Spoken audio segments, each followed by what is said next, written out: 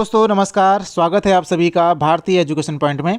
दोस्तों जैसा कि आप जानते ही हैं, हमने उत्तराखंड सारांश के नाम से 25 महत्वपूर्ण प्रश्नों की एक सीरीज़ को शुरू किया है, जिसका आज भाग 3 में हम चर्चा करेंगे। इस सीरीज़ के 2 पार्ट आ चुके हैं, तो आप अगर उत्तराखंड के किसी भी एग्ज़ाम की तैयारी कर रहे हैं तो आप इस सीरीज़ को अवश्य फॉलो कीजिएगा।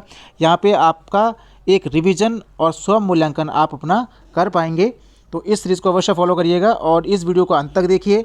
अगर आप पहली बार हैं तो चैनल को सब्सक्राइब करिए, वीडियो को लाइक करिएगा और अगर हो सकता है आप ऐसे ग्रुप के साथ जुड़े हुए हैं जो आप ही की तरह किसी भी एग्ज़ाम की तैयारी कर रहे हैं उत्तराखंड में, तो आप उनको ये वीडियो शेयर कर सकते हैं। चलिए दोस्तों, शुरू करते हैं आज की क्लास को। आज की क्लास का पहला प्रश्न ये रहा आपकी स्क्रीन पर। पूछ रहा है, राज्य विधानसभा में कुल आरक्षित सीटें कितनी हैं? विकल्प हैं 13, 2, 5, 15। तो दोस्तों आपको पता है कि राज्य में 13 जो सीटें हैं ये एससी के लिए रिज़र्व हैं और 2 सीटें दोस्तों एसटी के लिए रिज़र्व हैं। तो इस प्रकार इसका आंसर हो जाएगा दोस्तों, टोटल सीटें हैं दोस्तों 15 जो रिज़र्व हैं। यहाँ पे आपको ध्यान रखना है कि जो एसटी के लिए सीटें रिज़र्व हैं ये है एक तो चक्राता से और एक नानक मत्ता उधम सिंह नगर से, ठीक है, ये ध्यान रखेंगे। साथ ही जो 13 अनुसूचित जाति के लिए जो सीटें रिज़र्व हैं, इसमें मैक्सिमम 3 सीटें जो रिज़र्व हैं ये हरिद्वार से हैं और बाकी चंपावत और रुद्रप्रयाग को छोड़कर बाकी जिलों में एक एक सीटें रिज़र्व हैं अनुसूचित जाति के लिए। तो आप ये ध्यान रखिएगा, ठीक है। अगर प्रश्न इस प्रकार से बना कि कुल आरक्षित सीटें हैं तो 15 करेंगे, अनुसूचित जाति के लिए पूछेगा तो 13 करेंगे, एसटी के लिए पूछेगा तो 2 सीटें रिज़र्व हैं। बढ़ते हैं अगले प्रश्न की ओर। प्रश्न नंबर 2, राज्य का दूसरा बाल मित्र थाना कहाँ स्थापित किया गया है? विकल्प हैं देहरादून, रुद्रपुर, हल्द्वानी, नैनीताल। तो ध्यान रखेंगे दोस्तों कि राज्य का दूसरा बाल मित्र थाना स्थापित किया गया है हल्द्वानी में, और ये कब किया गया? तो ध्यान रखेंगे अक्टूबर 2021 में, ठीक है। इसके अलावा अगर ये दूसरा पूछ रहा है तो पहला कहाँ स्थापित किया गया था? तो ध्यान रखेंगे पहला किया गया है देहरादून में। कब? जनवरी 2021 में, ठीक है, ये जनवरी का है। और ये कहाँ किया गया है? डालनवाला में किया गया है। तो अगर देहरादून में पर्टिकुलर जगह पूछ ले तो डालनवाला देहरादून रखेंगे। तो क्या ध्यान रखना है हमें कि राज्य का पहला बाल मित्र थाना स्थापित किया गया है डालनवाला देहरादून में, राज्य का दूसरा बाल मित्र थाना स्थापित किया गया है हल्द्वानी में। इसके अलावा एक प्रश्न यहाँ से और बन सकता है कि राज्य का प्रथम क्या बोलेंगे, साइबर थाना, प्रथम साइबर थाना, तो ये ध्यान रखेंगे दोस्तों, ये भी देहरादून में ही स्थापित किया गया था, देहरादून में। लेकिन ये कब का है? मार्च 2015 का, ठीक है। अब ये प्रथम है तो द्वितीय कब का है? दूसरा साइबर थाना स्थापित किया गया है दोस्तों, कहाँ पे? रुद्रपुर में, ठीक है, रुद्रपुर में, ये भी ध्यान रखेंगे। और ये कब किया गया? तो इसको ध्यान रखेंगे जनवरी 2021 में, ठीक है, जनवरी 2021 में। महत्वपूर्ण है ये चारों के चारों, इनको ध्यान रखिएगा। अगर आप डेट नहीं भी याद रखते तो लोकेशन आपको पता होनी चाहिए, ये आपको पूछा जा सकता है। और अभी यूकेपीएससी में शायद इस प्रकार का एक प्रश्न पूछा भी गया था। अगला प्रश्न है दोस्तों, क्वेश्चन को ध्यान से पढ़िएगा। राज्य सेवा में राज्य के एसटी, एससी व ओबीसी हेतु आरक्षण है क्रमशः। विकल्प आपके सामने है 19/4 14%, 14/4 19%, 4/19 14%, 19/14 4%। तो आपको ध्यान रखना है, आपको इसी क्रम में ये बताना है, इसमें हड़बड़ी मत करिए, जल्दीबाजी मत करिए। सबसे पहले पूछ रहा है एसटी, फिर है एससी और फिर ओबीसी। तो हमें पता है कि जो एसटी के लिए है ये 4% है, इसके बाद एससी के लिए 19% है और ओबीसी के लिए दोस्तों कितना प्रतिशत है? 14% है। तो ये आपको क्रम जहाँ पे दिखेगा आप उस विकल्प को चुनिएगा। तो हम देख रहे हैं यहाँ पे ये है जो क्रम है, ये विकल्प सी में है। 4% एसटी के लिए, 19% एससी के लिए और 14% ओबीसी के लिए। तो ध्यान रखिएगा, हमें ध्यान रहता है एससी, एसटी और ओबीसी, और उस केस में हो जाएगा वो 19/4 14%। लेकिन यहाँ पे क्वेश्चन में एसटी को पहले कर दिया, तो इस प्रकार हमें यहाँ पे आंसर हो जाएगा विकल्प सी। प्रश्न number 4, lieutenant general Gurmeet Singh राज्य के किस क्रम के राज्यपाल हैं? तो लेफ्टिनेंट जनरल गुरमीत सिंह राज्य के जो हो जाएंगे दोस्तों, विकल्प यहाँ पे 6ठे, 7वें, 8वें या फिर 9वें। तो इसका आंसर हो जाएगा विकल्प सी, 8वें क्रम के राज्यपाल हैं लेफ्टिनेंट जनरल गुरमीत सिंह, ठीक है। बाकी अगर हम देखते हैं तो 6ठे राज्यपाल थे डॉक्टर कृष्णकांत पॉल। 7वें जो राज्यपाल थे बेबी रानी मौर्य, और 8वें हो गए गुरमीत सिंह, जो कि 15 सितंबर 2021 से इस पद पर हैं। ठीक है, ध्यान रखेंगे। अगले प्रश्न को देखते हैं। राज्य के किस प्रस्थल से कांसे का कटोरा और सोने का मुखौटा मिला है? विकल्प हैं लाखू गुफा, मलारी गांव, किमनी गांव, ग्वारख्य गुफा। तो दोस्तों ध्यान रखेंगे कि राज्य के जो कांसे का कटोरा मिला है किस स्थल से और सोने का मुखौटा, ये हो जाएगा दोस्तों मलारी गांव से ये दोनों चीज़ें मिली हैं। बाकी आपको पता है कि लाखू गुफा कहाँ है, तो अल्मोड़ा में है और सुयाल नदी के किनारे पे ये पड़ता है। किमनी गांव चमोली में है। ठीक है, इसके अलावा ग्वारखा गुफा भी चमोली में है, तो ये भी आप ध्यान रखेंगे। बाकी इनसे और मैक्सिमम डिटेल जो आप नोट कर सकते हैं उनको एक बार जाकर अवश्य देखिएगा। अगला प्रश्न, प्रश्न नंबर 6। जागेश्वर में किस शासक ने नवदुर्गा, महिषामर्दिनी, लकुलीस तथा नटराज आदि मंदिरों का निर्माण करवाया? विकल्प निम्बरदेव, इष्टगण देव, ललित सूरदेव, भूदेव। मोस्ट इंपॉर्टेंट प्रश्न है दोस्तों, तो और इस प्रश्न का आंसर हो जाएगा यहाँ पे विकल्प बी, ईष्टगण देव ने जागेश्वर में, जो कि अल्मोड़ा में है, नवदुर्गा, महिषामर्दिनी और लकुलीस और नटराज आदि मंदिरों का निर्माण कराया था। ये ध्यान रखेंगे। बाकी आपको ध्यान रखना है कि जो इष्टगण देव है ये निम्बर देव का पुत्र है, और फिर इष्टगण देव का पुत्र हो जाता है ललित सूरदेव, और ललित सूरदेव का पुत्र है भूदेव। निम्बर देव को हम ध्यान रखेंगे कि निम्बर देव से पूछा जाता है कि ये किस मत का अनुयायी था, तो ये शैव मत का अनुयायी था। ठीक है, ये ध्यान रखेंगे, शैव मत का अनुयायी। ठीक है, इसके अलावा इष्टगण का एक प्रश्न और बनता है इष्टगण से कि इसने उत्तराखंड को एक सूत्र में बांधने का प्रयास किया था। किसने? इष्टगण ने। अगर प्रश्न बनेगा कभी कि किस राजा ने उत्तराखंड को एक सूत्र में बांधने का प्रयास किया था, खासकर कार्तिकेयपुर राजवंश से, तो आप ध्यान रखेंगे इष्टगण देव ने। इसके बाद एक प्रश्न बन सकता है कि पांडुकेश्वर ताम्रपत्रों में कली कलंक पंक में मग्न धरती के उद्धारक के लिए वराह अवतार किसे बताया गया है? तो उस केस में आप ध्यान रखेंगे ललित सूरदेव को बताया गया है। अगर प्रश्न बनेगा कि बैजनाथ में मंदिरों का निर्माण किसने कराया, तो आप ध्यान रखेंगे भूदेव ने कराया था बैजनाथ में। ठीक है, ये ध्यान रखिएगा। कुछ प्रमुख यहाँ से जो प्रश्न बनते हैं तो वो इस प्रकार से बनते हैं, तो इनको आप याद रखिएगा। अगला प्रश्न है दोस्तों, प्रश्न नंबर 7। 1938 में सिरदेव सुमन ने पृथक राज्य की मांग को लेकर गणदेश सेवा संघ का गठन कहाँ किया गया था? देहरादून में, टिहरी में, दिल्ली में, श्रीनगर में। तो ध्यान रखेंगे 1938 में सिरदेव सुमन ने पृथक राज्य की मांग को लेकर गणदेश सेवा संघ का स्थापना या गठन किया था दिल्ली में। ठीक है, और बाद में इस संघ का नाम हो गया था क्या? आपको पता ही है, हिमालयन सेवा संघ इसका नाम हो गया था। ठीक है, यहाँ पे ध्यान रखेंगे कि जो ये देहरादून बोल रहा है, देहरादून में क्या था? 23 जनवरी 1939 को प्रजामंडल की स्थापना हुई थी। ठीक है, तो ये ध्यान रखेंगे आप। ठीक है, अगला प्रश्न है दोस्तों, पूछ रहा है राज्य के कितने जिले नेपाल की सीमा को स्पर्श करते हैं? विकल्प हैं 3, 4, 5, 6। तो दोस्तों ध्यान रखेंगे कि नेपाल की सीमा से जो लगने वाले जिले हैं उत्तराखंड के, ये हो जाएंगे 3। कौन कौन से हैं? तो आपको पता है कौन सा? पिथौरागढ़ हो गया। इसके अलावा कौन है दूसरा?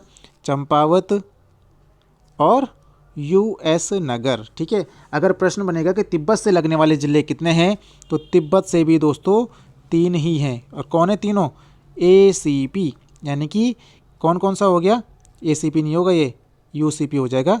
उत्तरकाशी, चमोली और पिथौरागढ़। ठीक है, ये ध्यान रखेंगे। यूसीपी इसमें ट्रिक की कोई ज़रूरत नहीं है। उत्तरकाशी क्योंकि ऊपर से आपको पता लग ही रहा है कि नॉर्थ में तीनों के तीनों जिले हैं आपका, उत्तरकाशी, चमोली और पिथौरागढ़। ये तिब्बत से लगने वाले भी 3 जिले हो जाएंगे। अगला प्रश्न है, प्राचीन ग्रंथों में हिमाद्री किसे कहा गया है? विकल्प शिवालिक, मध्य हिमालय, बृहत हिमालय, दूधातोली श्रृंखला। तो ध्यान रखेंगे दोस्तों, हिमाद्री का मतलब हो गया बर्फ़ का घर।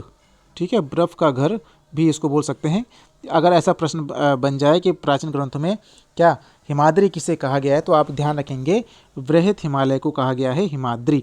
बाकी मध्य हिमालय को कहा गया है क्या? हिमाचल।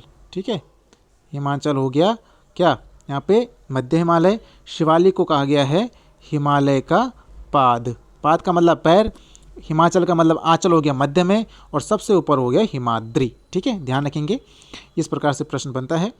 अगला प्रश्न है दोस्तों, प्रश्न नंबर 10, ट्रेल पास दर्रा स्थित है किस किस के मध्य में, आपने बताना है।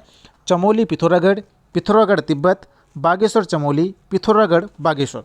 तो ध्यान रखेंगे दोस्तों, ट्रेल पास दर्रा जो है दोस्तों ये है पिथौरागढ़ और बागेश्वर के बीच में। ठीक है, ये ध्यान रखेंगे कि ट्रेल पास पिथौरागढ़ बागेश्वर। बाकी चमोली पिथौरागढ़ के मध्य में जो प्रमुख दर्रे हैं उनको हम देख लेते हैं, जैसे है लातू धुरा, ठीक है, टोपी धुरा, इसके अलावा मारचोक, ठीक है, ये मारचोक एक ही साथ है। इसके अलावा आता है कौन सा बाराहोती, बाराहोती, ये है किसके बीच में, चमोली पिथौरागढ़ के बीच में। इसके अलावा पिथौरागढ़ और तिब्बत के बीच में आपको पता ही है कौन कौन से, ऊँटा जयंती हो गया, ऊँटा जयंती, इसके अलावा लिपुलेख, ठीक है, इसके अलावा दारमा नवीधुरा, ये सारे के सारे किसके हैं, पिथौरागढ़ तिब्बत के बीच में। बागेश्वर और चमोली के बीच में जो एक प्रमुख दर्रा है वो है क्या, सुंदर ढूंगा। ठीक है, सुंदर ढूंगा, ढूंगा आपको पता होगा पहाड़ में किसको बोलते हैं, पत्थर को बोलते हैं। ठीक है, बाकी पिथौरागढ़ और बागेश्वर के बीच में हमने देखा क्या है, ट्रेल पास दर्रा है। अगला प्रश्न है दोस्तों, प्रश्न नंबर 11, 16-17 जून 2013 की आपदा के बाद भारतीय सेना द्वारा राहत अभियान ऑपरेशन सूर्य होप कब से कब तक चलाया गया था। विकल्प आपके सामने हैं, 14 जून से 30 जून तक, 16 जून से 2 जुलाई तक, 17 जून से 2 जुलाई तक, 15 जून से 30 जून तक। तो दोस्तों ध्यान रखेंगे कि जो ऑपरेशन सूर्य होप चलाया गया था 2013 की आपदा के बाद, ये चलाया गया था 17 जून 2 जुलाई तक। मोस्ट इंपॉर्टेंट है, 17 जून 2 जुलाई तक ये अभियान चलाया गया था। अगला प्रश्न है दोस्तों, प्रश्न नंबर 12, निम्न में से कौन सी नदी पूर्वी रामगंगा की सहायक नदी नहीं है। ठीक है, नहीं है पे फोकस करना है। विकल्प हैं भुजपत्री घाट, सेलायांगटी, गरगतिया, बैरल घाट। तो दोस्तों यहाँ पे ध्यान रखेंगे कि जो पूर्वी रामगंगा की इनमें से सहायक नदी नहीं है ये है सेलायांगटी, क्योंकि ये पूर्वी धौली गंगा की सहायक नदी है। किसकी, पूर्वी धौली गंगा की सहायक नदी है ये। ठीक है, और पूर्वी धौली गंगा की जो और आती हैं सहायक नदियाँ वो कौन सी हो जाएगी, एक तो है लिस्सर दारमा, नान दारमा, और एक आती है कंचू तीच, इसको अलग से लिख देता हूँ, कंचू तिच। ठीक है, ये ध्यान रखिए, कंचू तिच नाम से आती है। तो क्या हो गई, पूर्वी धौली गंगा की कौन सी होगी, सेलायांगटी, लिस्सर दारमा, नान दारमा, कंचू तिच। और अगर पूर्वी रामगंगा की बात करें तो भुजपत्री घाट, गरगतिया, बैरल घाट। ठीक है, अगला प्रश्न है दोस्तों, कुमाऊं में पुष्कर तीर्थ व हर की पैड़ी की तरह महत्व वाला ताल कौन सा है। जैसे पुष्कर तीर्थ ये कौन सा है, ये बात हो रही है किसकी, होमकुंड की, किसकी, जो क्या है हेमकुंड, सॉरी है होमकुंड नहीं, हेमकुंड को बोलते हैं पुष्कर तीर्थ, हेमकुंड।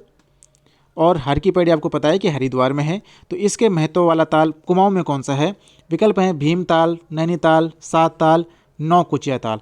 तो ध्यान रखेंगे दोस्तों, इसका आंसर हो जाएगा डी, नौ कुचिया ताल। और इसको प्राचीन ग्रंथों में क्या कहा गया है, क्या कहा गया इसको, सनत कुमार सरोवर। अभी कभी ऐसा प्रश्न बन जाए कि प्राचीन ग्रंथों में सनत कुमार सरोवर किस ताल को कहा गया है, तो आप ध्यान रखिएगा नौ कुचिया ताल को सनत कुमार सरोवर कहा गया है। मैं बार बार इसलिए रिपीट कर रहा हूँ ताकि आपको रिवीजन हो जाए आपका और आप इसको याद कर पाएँ। अगला प्रश्न है दोस्तों, जड़ी बूटियों के संरक्षण एवं संग्रहण के लिए जिलेवार भेषज संघों की स्थापना कब की गई थी। तो विकल्प हैं 1965, 1972, 1976, 1980। तो ध्यान रखेंगे कि जिलेवार भेषज संघों की स्थापना की गई थी 1980 में। मोस्ट इम्पॉर्टेंट है, ध्यान रखें।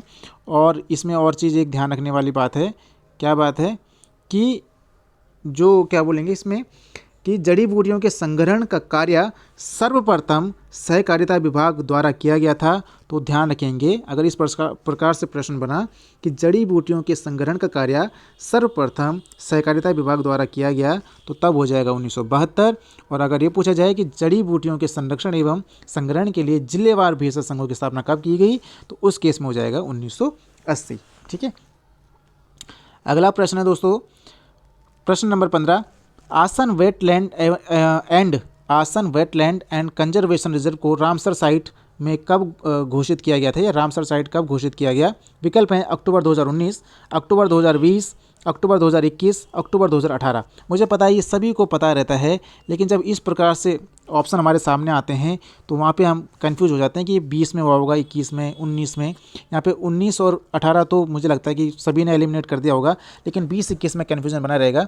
तो आप ध्यान रखेंगे कि आसन वेटलैंड एंड कंजर्वेशन रिजर्व को रामसर साइट में घोषित किया गया था अक्टूबर 2020 में। ठीक है, मोस्ट इंपॉर्टेंट है, ध्यान रखिए। अगला प्रश्न है दोस्तों, ये भी मोस्ट इंपॉर्टेंट प्रश्न है। हाथियों के इलाज हेतु राज्य का पहला हाथी अस्पताल कहाँ बनाया जा रहा है? विकल्प कार्बेट वन रेंज नैनीताल, राजाजी वन रेंज देहरादून, चीला वन रेंज हरिद्वार, कार्बेट वन रेंज पौड़ी गढ़वाल। तो इसको रट लीजिए ढंग से कि हाथी के इलाज हेतु राज्य का पहला हाथी अस्पताल बनाया जा रहा है चीला वन रेंज हरिद्वार में। ठीक है, ये ध्यान रखिएगा। अगला प्रश्न है दोस्तों, प्रश्न नंबर 17। पंटागणिया पर्यटन विकास मेला कहाँ आयोजित होता है? विकल्प पिथौरागढ़, चमोली, उत्तरकाशी, रुद्रप्रयाग। तो ध्यान रखिए दोस्तों कि पंटागणिया पर्यटन विकास मेला आयोजित होता है विकल्प डी, रुद्रप्रयाग में। ठीक है, बाकी अगर हम बात करते हैं पिथौरागढ़ में, तो पिथौरागढ़ में आपको पता ही है कि जौल जीबी एक मेला है जो बड़ा फेमस है, जौल जीबी। ठीक है, इसके अलावा जो चमोली में है ये है गौचर मेला, जो कि 1943 से शुरू हुआ है और बर्नेडी ने इसको शुरू किया था, बर्नेडी। उत्तरकाशी में एक फेमस मेला है, कौन सा? सेलकू मेला, सेलकू। इसके अलावा यहाँ पे एक है कंडक, और अगर कंडक आएगा तो उत्तरकाशी, और कांडा आएगा, कांडा मेला, तो कांडा है दोस्तों पौड़ी गढ़वाल में। ठीक है, मंजू घोषेश्वर मेले मंदिर में ये लगता है कांडा मेला, तो ये ध्यान रखिएगा, पौड़ी गढ़वाल। पूछा जाए कि मंजू घोषेश्वर मंदिर कहाँ है, तो पौड़ी गढ़वाल में है। अगला प्रश्न है, अस्कोट आराकोट की 5वीं यात्रा 25 मई से 7 जुलाई 2014 तक हुई, जबकि 6वीं यात्रा कब होगी? आपने बताना है, क्योंकि 5वीं यात्रा जो थी ये 15 मई से लेकर 7 जुलाई 2000 तक आयोजित की गई थी। आपको बताना है कि अब अगली यानी कि 6ठी यात्रा कब होगी। विकल्प हैं 2023 में, 2024 में, 2025 में, 2030 में, क्योंकि ये अब आने वाले कुछ वर्षों में होने वाली है, तो इसलिए थोड़ा सा आपको ध्यान रखना पड़ेगा।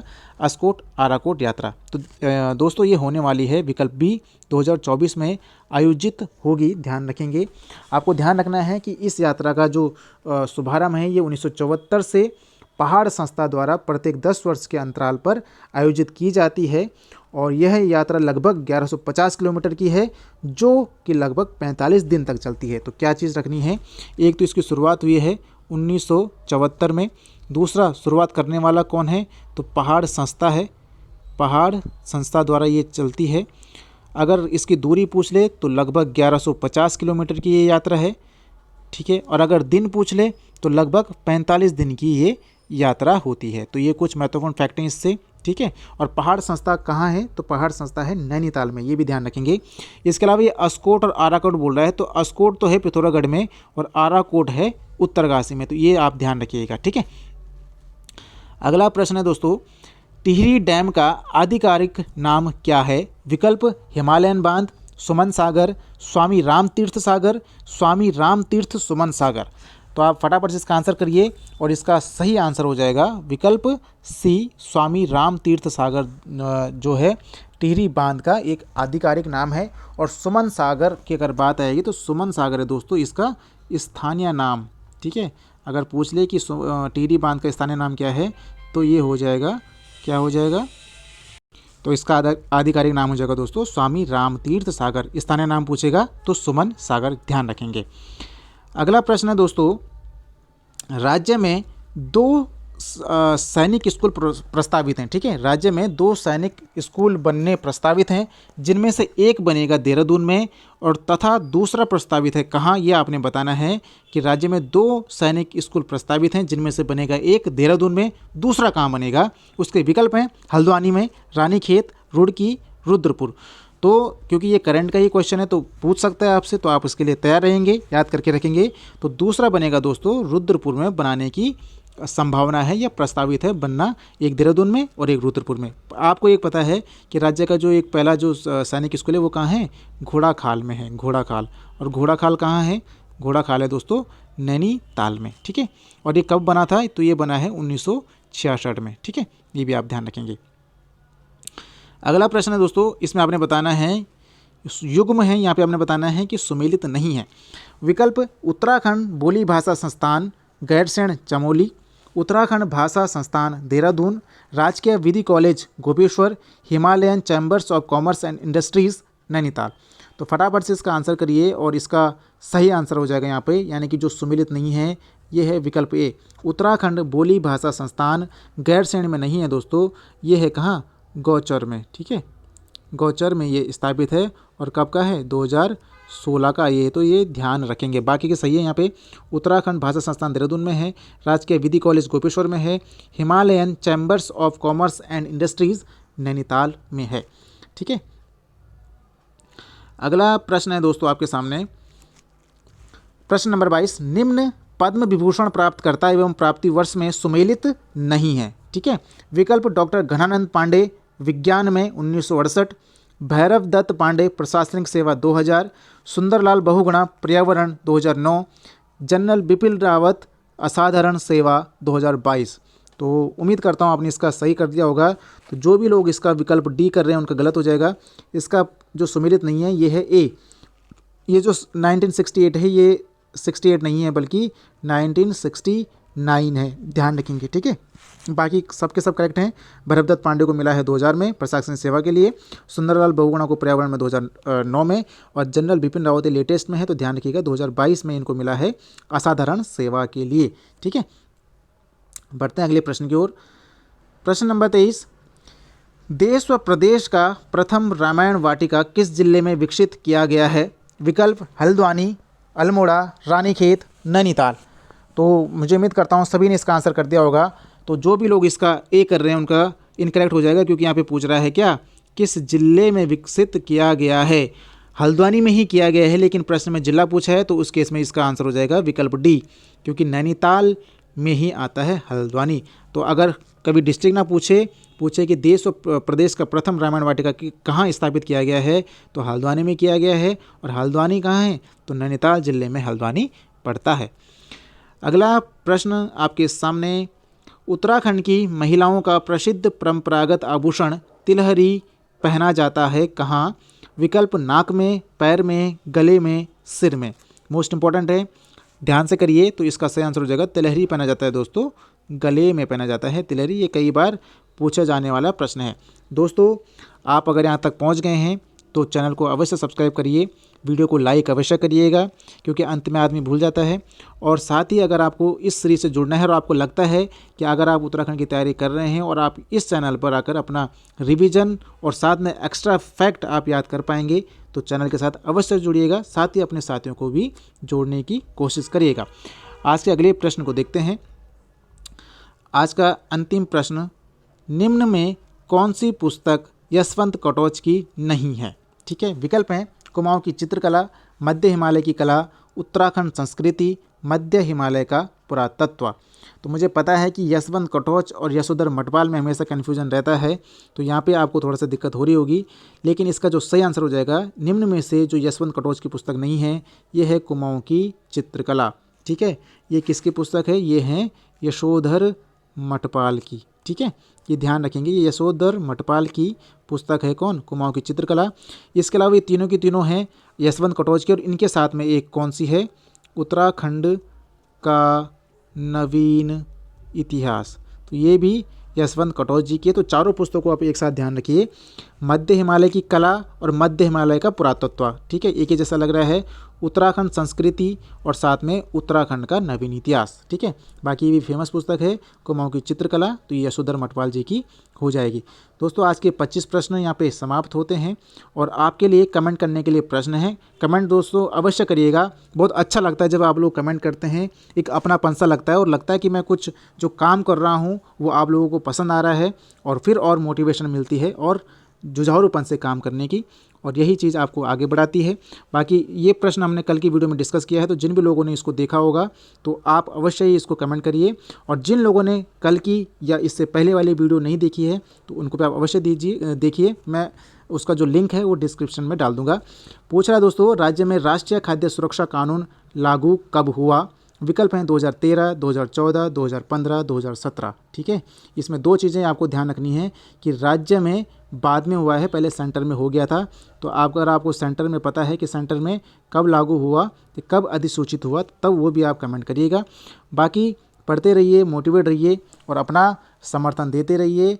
मिलते हैं दोस्तों नेक्स्ट पार्ट में। बहुत बहुत धन्यवाद।